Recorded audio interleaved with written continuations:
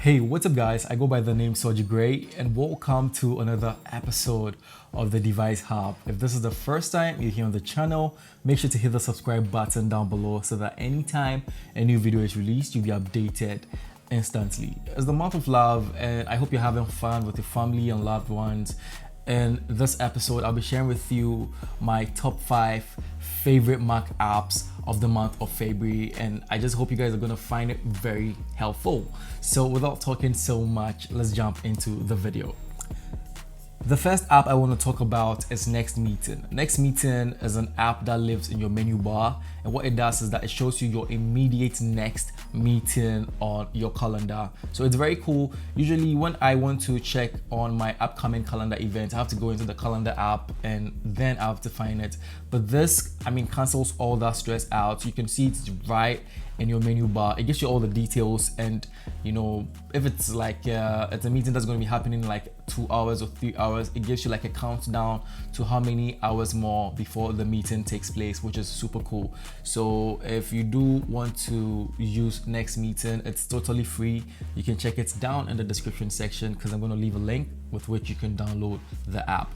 Let's move to the second app. The second app I want to talk about is Unsplash Wallpapers. Unsplash has one of the best wallpaper collections on the web. I really love Unsplash.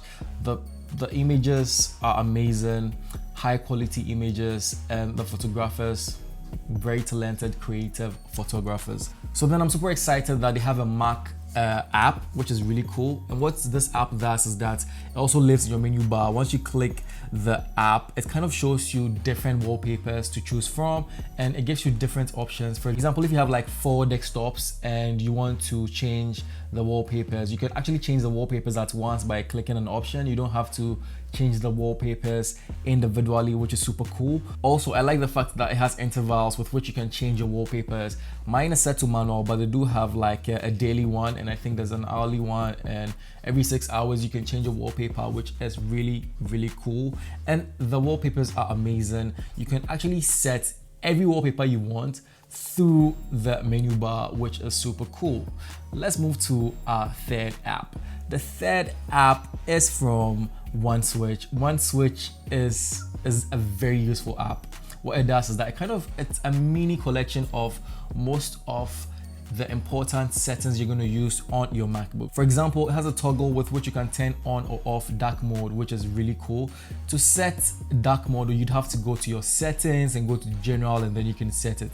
But with this, you just go to your menu bar and you click it. You have different options, and then you can select toggle on or off dark mode, which is awesome. Aside that, they have like different switches and you can customize it and add your own, but then I'm using the default one because I really like the options it gives me. So you can keep your MacBook awake, you can actually connect it to your recent Bluetooth device, you can turn on do not disturb mode, you can actually use iTunes, you can play iTunes directly, you can show hidden files with the option here, and then you can hide desktop icons, which is one of my favorite aside the dark mode option. So OneSwitch is a very interesting app that I would want you guys to go download. I think it is paid, but I don't really have details on that. But if it's free or if it's paid, I'm going to leave all those details in the description section. Let's just move to the fourth app. So the fourth app is DrCloud. DrCloud is a SoundCloud client, and it has this really amazing user interface. And I really love how DrCloud looks, and you just get all the functionality you get with the normal SoundCloud website, but this is much better and you can do everything. So you have access to your favorite tracks, your liked tracks, your history, and the homepage or what's trending. Like, you have everything. But then I feel the main selling point of this app is the fact that it has an amazing user interface, which is very intuitive.